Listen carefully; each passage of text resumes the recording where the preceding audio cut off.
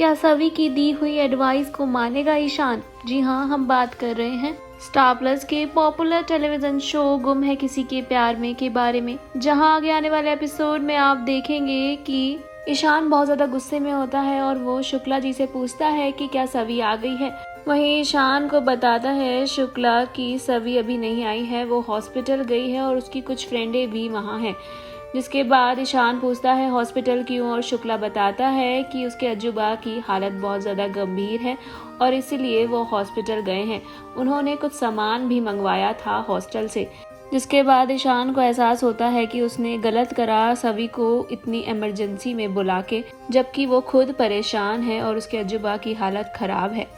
वहीं आगे आप देखेंगे कि सभी रेड लाइट तोड़ते हुए कैसे भी करके ईशान के पास पहुंचती है, जहां वो देखती है कि ईशान अब उसके कैबिन में नहीं है और शुक्ला जी बताते हैं कि वो जिम में है।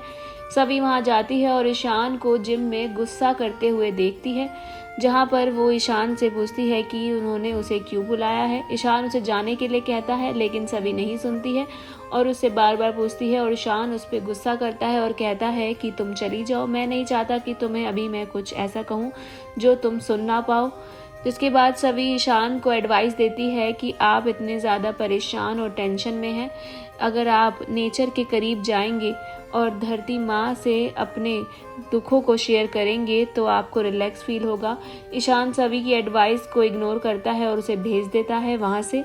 सभी वापस हॉस्पिटल पहुंचती है, जहां उसकी दोस्त पूछती है कि उसे ईशान ने क्यों बुलाया था और सभी बताती है कि उन्होंने उसे बताया ही नहीं। इतने में ही सभी की आजी और अजूबा आ जाते हैं और वो उन्हें हॉस्पिटल के अंदर ले जा रही होती है, जहां आजी पूछती है कि इतने छोटे से हॉस्पिटल में अजूबा का इलाज कैसे होगा। सभी बोलती है कि यहाँ पर इतनी भीड़ है, उनका इलाज हो रहा है और इस हॉस्पिटल में उनका इलाज सस्ते में हो जाएगा, इसलिए यहाँ पर इतने लोग हैं।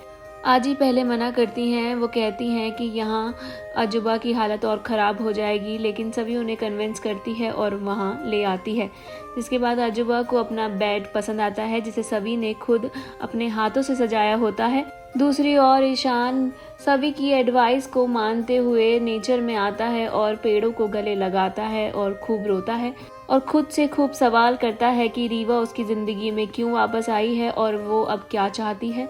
जहाँ पर रीवा उसके ख्यालों में आती है और उसको जवाब देती है कि वो उसके दिल में है, वो उसको अपने दिल से नहीं निकाल पाया है, इसलिए वो इतना परेशान है।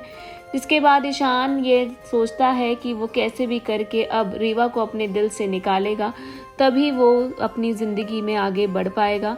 दूसरी ओर ईशान की माँ ईशा ईशान की फ़ोटो लिए ईशान के बारे में सोच रही होती है और ख़ुद को ब्लेम करती है। वो कॉलेज जाकर नंबर्स को कम करने की बारे में कहती है। शांतनु ईशा को रोकता है और कहता है कि ये गलत है और वो बताता है कि रीवा सेलेक्ट नहीं होगी क्योंकि उसने उसे कम नंबर दिए हैं।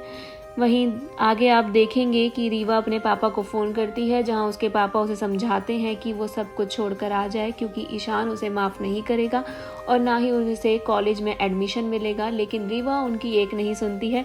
इतने में ही रीवा के फ़ोन पर एक मेल आती है जिसमें उसका अपॉइंटमेंट लेटर होता है, यानी कि उसे जॉब मिल गई है कॉलेज में और वो बताती है अपने पापा से कि उसे जॉब मिल गई है। आगे शो में क्या होता है इंटरेस्टिंग ये जानने के लिए हमारे चैनल बॉली टीवी को सब्सक्राइब करना बिल्कुल ना भूलें।